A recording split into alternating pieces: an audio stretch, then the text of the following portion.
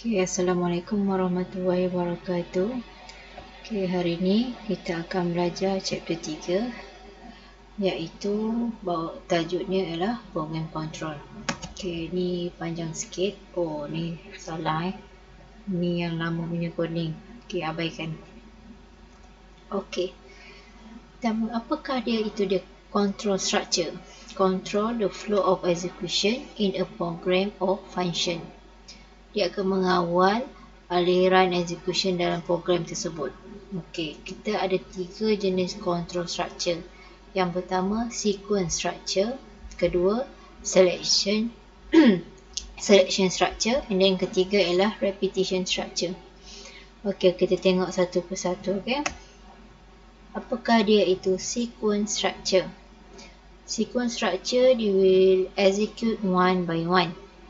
No statement is skipped and no statement is executed more than once. Ni tengok flowchart ni. Maksudnya flow dia tu mesti dia macam kena turutan yang teratur. Itu kita panggil sequence structure. Maksudnya kalau tak buat first step, tak boleh second step, tak boleh third step. Dia tak ada yes or no. Macam kena buat yang pertama, lepas tu baru boleh buat yang kedua, ketiga, lepas tu baru done. Okay. Itu namanya sequence structure. Okay, yang kedua ialah selection structure. Selection structure ni ialah the select statement to execute on the basis of condition. Statement yang digunakan apabila keadaan tersebut ialah benar dan akan abaikan bila penyataan itu ialah salah. Okey, awak tengok coding ni.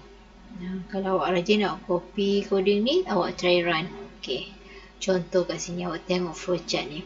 Okey, ni yang pertengahan je lah. Kita capture yang flowchart pertengahan je. Okey, data tu lepas tu ada condition dia. Kalau true, kalau keadaan tu true, apa? Statement S. Kalau false, terus dia mati, dia end of the process. Okay, kita tengok ni. Ni lah dia punya statement dia ni. Okay, dia tulis print if y modulus 4 equal to sama dengan 0, print f % d leap year y, ataupun kalau bukan not leap year. Okay, kita tengok. Okay, untuk pengetahuan awak, selection structure ni ada tiga jenis lah kita panggil. Okay, yang pertama dia ada if selection. Kedua, if else selection. Yang ketiga, switch selection. Okay, apa dia if selection? Okay, dalam kata lain kita panggil dia single selection. Dia akan select ataupun perform an action if a condition is true or skip the action if the condition is false. Macam saya cakap tadi lah. Okey, dia melibatkan satu reaksi je. Okey, kalau penyataan tu benar, okey, dia akan sudah. Kalau benda tu true, dia terus end of the action lah. Okey. Kalau if else selection ni, dia akan perform an action kalau keadaan itu ialah benar dan akan perform different action kalau keadaan tu salah. Apa beza dia dengan selection kalau perasan? Kalau if selection tu, kalau yang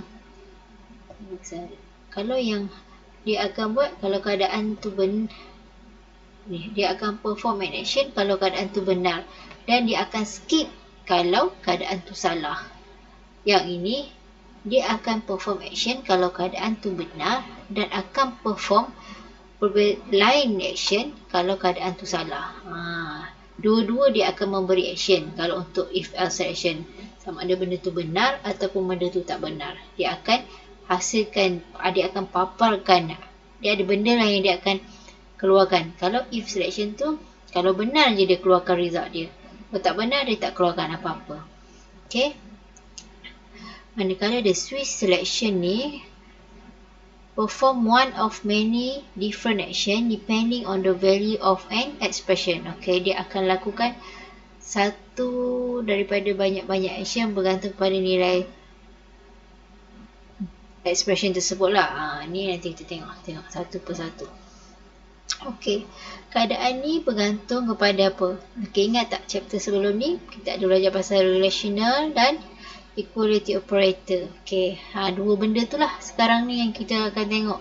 Ni tanda-tanda ni akan banyak jumpa, kecil, lebih besar, sama dengan apa semua ni. Logical dengan apa itu? Relational dengan logical. Tak silap saya lah operator. Okay, yang pertama, kita tengok yang pertama, the if selection structure. Okay, digunakan untuk memilih among the alternative causes of the action. If the algorithm ataupun flowchart have a diamond symbol, then it will use control structure. Okay, awak tengok di sebelah kiri tu, yang dalam kotak. Itu apa? Pseudocode kan? Okay, if student grade is greater than or equal to 55, print pass.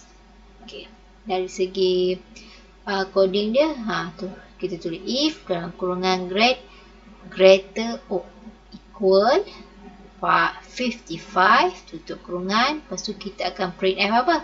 Dia suruh print apa? Pass kan? Okay, tulis pass /n.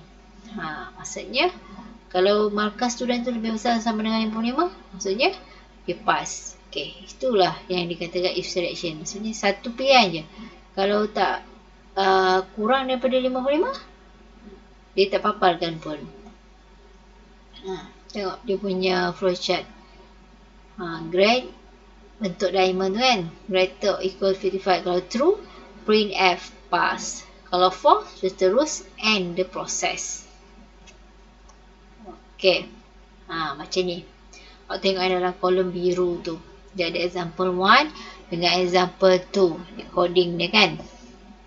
Okay, kalau perasan, okay, yang ni if contoh dia tulis macam ni lah, b less than 0, braces line 1, line 2, line 3, lepas tu braces line 5, line 6. Okay, yang ni example 2 cara dia tulis sama, yang awal ni sama juga, tapi dia cara proses dia ni. Maksudnya, okay, kalau yang ni, kalau penyataan yang dimasukkan tu benar, maksudnya b less than 0, dia akan pergi line 2, line 3, line 3 punya proses lah, apa print ke apa ke kat sini lah. Tapi kalau penyataan dia ni tak memenuhi b less than 0, dia akan terus lompat pergi line 5, line 6 punya proses. Okay, sekarang kita pergi yang kedua pula, iaitu if-else selection structure. Apakah dia if-else selection structure? Dia akan perform an indicated action when the condition is true. Okay, dia akan perform action bila keadaan tu benar, manakala otherwise the action is skip. Okay, maksudnya pseudocode. Okay, contoh masih lagi contoh pasal markah yang tadi. Okay, if student grade is greater than or equal to 55, okay, then kita print pass, else print fail. Maksudnya kalau kita bagi arahan kepada software tu, kalau student punya markah lebih atau sama dengan 55, paparkan perkataan pass. Tapi kalau markah dia kurang, paparkan fail. Okay, ni contoh dia, syntax dia. Maksudnya yang kita coding, nanti guna coding lah dekat FC++ tu. Okay, if result greater or equal to 55, kita akan print F to pass, print F congratulations. Else, kalau bukan lebih besar atau sama dengan 55, maksudnya ni else ni, kita akan print fail. Lepas tu kita tulis good luck. Okay, this one we call as the compound statement. Apa itu this compound statement? Ni benda yang tidak memenuhi penyataan yang tadi tu, apa dia akan buat kat sini. Okay,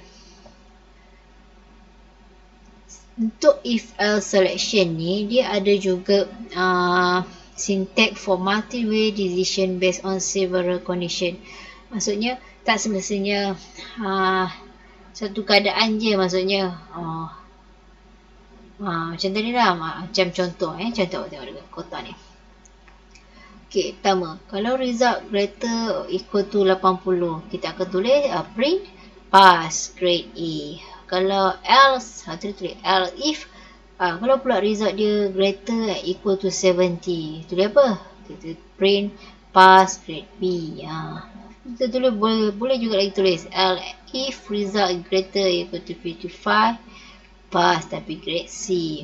Ataupun else, okay, dah nak habis ni, dia tulis else je lah ujung dia, tak perlu else if lagi, tulis else print F fail. Maksudnya kalau dah kurang daripada 55 markah dia fail. So dia buat 3 kategori lah.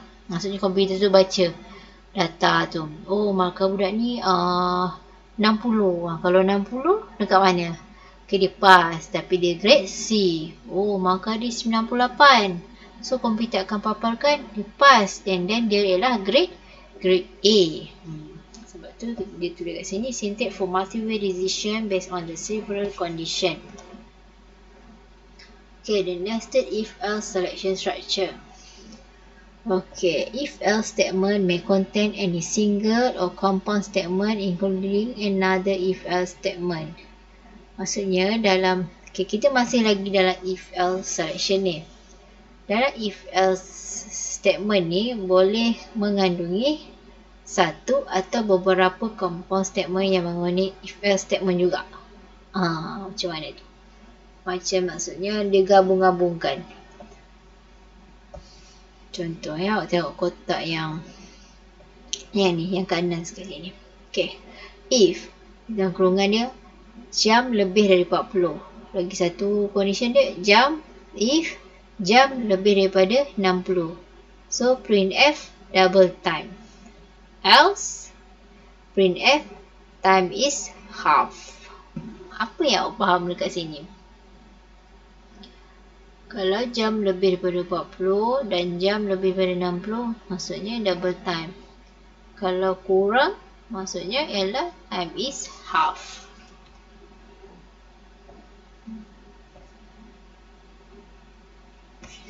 Untuk membuat if-else selection ni, maksudnya gabungkan beberapa statement. So, braces can be used to change the matching above. So, awak perasan. Tadi kan, kat ujung ni dia tak ada braces. Okay, so awak kena tulis braces kat sini. Sebab dia ada dua statement lah. Dua if-else statement sebenarnya kat dalam ni. Sebab tu kita, yang pertama, kita braceskan. Lepas tu kita tulis yang kedua. Lepas tu apa kita nak paparkan. Ni. Okay. Okay, ni contoh the nested if-else. Nested if-else ni yang maksud saya yang di combine 2-3 statement tu lah. Itu yang nested if-else selection ni. Awak try, awak copy ni. Awak try masuk dekat dev C++. Apa yang keluar? Okay, kalau kat sini maksud dia dia ada dua keadaan, bukan dua keadaan lah, dua macam dia bagi arahan dekat komputer tu, dua situasi yang perlu komputer tu proses. Keadaan jalan dengan temperature. Okay, kalau keadaan jalan tu equal to 0, so dia nak suruh dia akan suruh komputer tu paparkan wait road ahead. Okay, kalau bukan, maksudnya kalau road status, dia ada road status dengan temperature. Okay, tengok ni, dekat tulis temperature greater than 0, road status equal to 0. Okay, printf apa? Wait road. Okay, printf apa? Stopping time double. Bukan keadaan road status equal to 0, temperature is greater than 0, disuruh paparkan I see road ahead, stopping time quadruple. Ataupun selain keadaan itu, drive carefully. Okay, the switch statement. Apa itu the switch statement? Alternative to the if-else chains. Bukan salah satu alternatif lain untuk rangkaian if-else statement tadi itulah. Compare the value of an integer expression to a specific value in order to select a set of instruction to be executed from many possible alternative. Okey, membandingkan nilai suatu expression yang dalam integer kepada nilai yang spesifik dalam menentukan a set of instruction to be executed from many possible. Okay. Also another form of multiple way decision but can only be used in certain cases. Dia macam ni. Okay, if only one variable is tested, all branches must depend on the value of the variable. Variable must be on integral type, which means it's integer, long, short, or character. Each possible value of the variable can control a single branch. A final, catch-all, default branch may optionally use to trap unspecific cases. Okay, kita contoh lah. Okay, switch statement ni. Okay, ni antara coding untuk switch statement. Okay, break statement is used to exit from a loop or a switch. With loop, break can be used to force an early exit from the loop or to implement a loop with a test to exit in the middle of the loop body.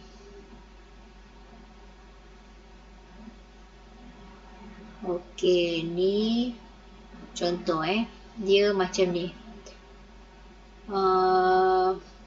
Dia akan menggunakan break statement.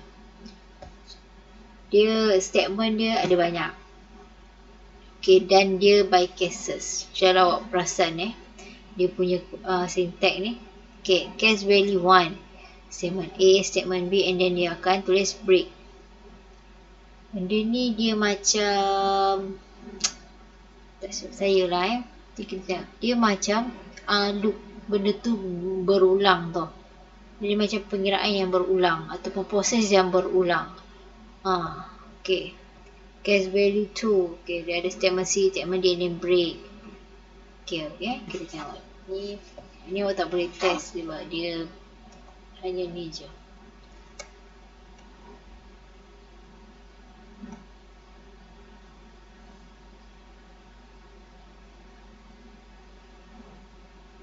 Okay, yang ketiga kita ada continuous statement.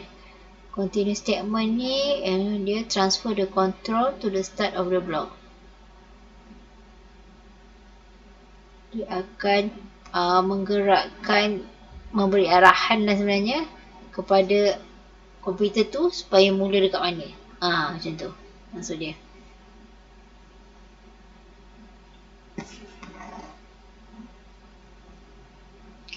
Break statement ialah terminate the loop immediately when it is counted. Ni yang tadi tu break statement. Okay, break statement. Dia akan terminate loop kitaran tu automatic when is counted bila dia dah ni. Okay, cuba awak tengok coding ni Sekejap, mana ni? Coding ni. Num equal to 0 while num less or greater than less equal to 100. Okay, dia suruh print f value of variable num tapi dia tulis if num equal to 9 and then break. Okay, awak rasa apa yang akan result ni buat? Result ni akan pamerkan nilai number dari 0 sampai 9 sebab ditulis sini num if num equal to 9. Maksudnya kalau dia dah sampai 9 sama dengan 9, break. Berhenti. Tak apa. Ni tengok sekali imbas je. Nanti dekat ni kita go through yang mana tak faham Untuk go to statement ialah transfer the control to the specific point. Okay, dia transfer the control to the specific point. Go to statement is marked by label statement that can be either above or below the go to statement. Maksudnya dia akan mengarahkan dia macam memberi arahan untuk pergi supaya operasi tu nak pergi dekat mana, dekat statement mana, macam tu lah maksud dia. Macam ni awak tengok dekat coding ni. Okay, in number print ni go to X. Okay, memang bawah ni dia tak tulis X kan, dia tulis Y X maksud, tapi dia bagi arahan dekat komputer tu supaya pergi dekat X. Okay, komputer tu kita tak nampak lah, dalam komputer akan buat operasi yang dekat X ni. Maksudnya X ni dia suruh print F expert. Okay, pakai expert, lepas tu go to Y, pergi pula dekat Y. Dekat Y print F C programming, go to Z. Z mana? print.com. Kalau perasan nanti apa yang dia akan paparkan, www.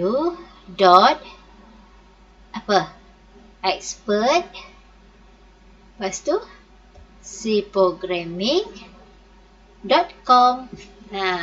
Sebenarnya macam tu lah kita tulis coding, walaupun coding kita tak, maksudnya go to X, tak sebenarnya X suruh kat sini kan, tak apa, tapi nanti dia akan faham lah. Yang penting awak tulis betul lah to X. Nanti komputer tu pun X suruh buat apa ni, X suruh print F expert, lepas tu sudah tu dia suruh go to Y pula. Okay, ni kita bagi arahan dia pergi mana. Selalu komputer tu akan baca macam ni, ke bawah kan. Tak, ini kita yang kejap ke sini, kita suruh kejap ke sini. Okay, ni contoh dia macam ni. In count equal to 1. Okay, start. Okay, contoh lah sini kita tulis start. If count greater than 10, go to akhir. Print F ni plus count, go to mula. Dia terus. Kalau akhir, print akhir. Inilah namanya label. Okay, yang ketiga, apa dia? Repetition structure. Tadi kan kita ada 3 jenis, sequence, selection, repetition structure. Repetition structure ni adalah the statement execute more than once. Dia akan execute lebih dari sekali. Dia juga dikenali sebagai iteration ataupun loop.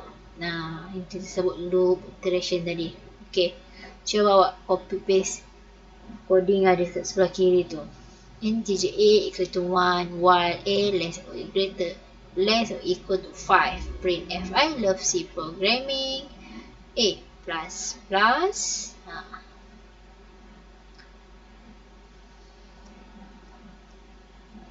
Yang warna merah, kotak merah ni. Ni yang akan dilakukan. Okay, untuk repetition structure ni, dia kan looping kan, yang kita namakan dia looping statement. There are 3 type of looping statement in C++. Ada 3, iaitu while statement, yang kedua do while statement, yang ketiga for statement. Kalau tadi selection ada berapa? Selection pun ada 3 juga. Okay, apakah dia while statement? Execute one or more statement as long as the given condition remain true. Dia akan execute satu atau lebih statement asalkan keadaan itu adalah benar. Maksudnya dia ada proses dia yang memang ulang-ulang, tapi ulang-ulang dia tu mestilah benar je. Kalau salah, kalau kenyataan tu salah, dia tak ada mengalami proses looping tu lah. Okay, do while statement tu apa? Do while statement ialah dia execute the loop at least sekali. In do while loop, condition come after the body of loop. Apa beza dia? Do while dengan while statement. While statement tadi dia akan execute satu terlebih asalkan statement condition dia adalah benar. Kalau do while ni, dia akan execute paling tidak sekali. Tapi condition datang selepas dia loop.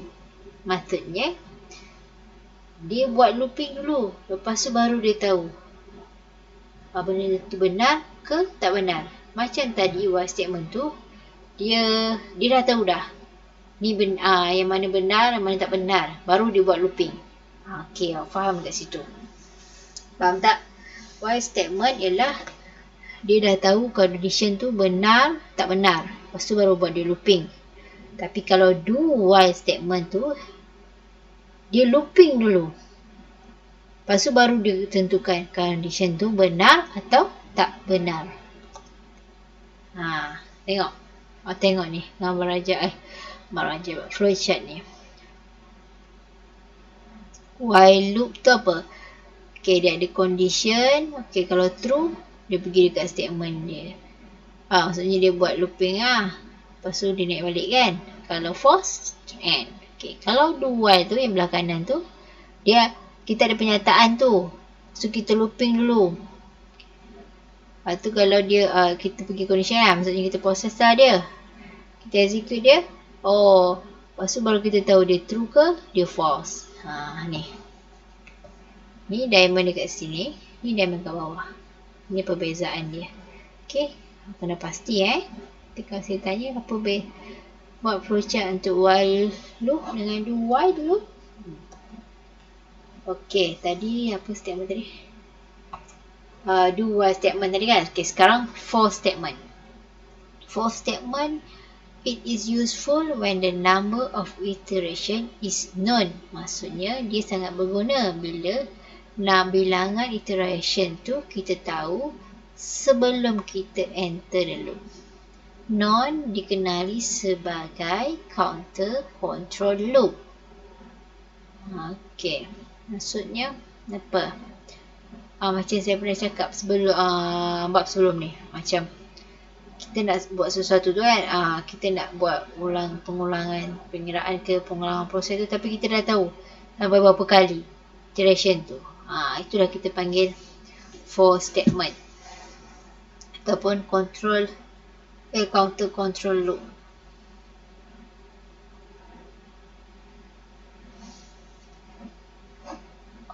Okay. Itu saja setakat ini.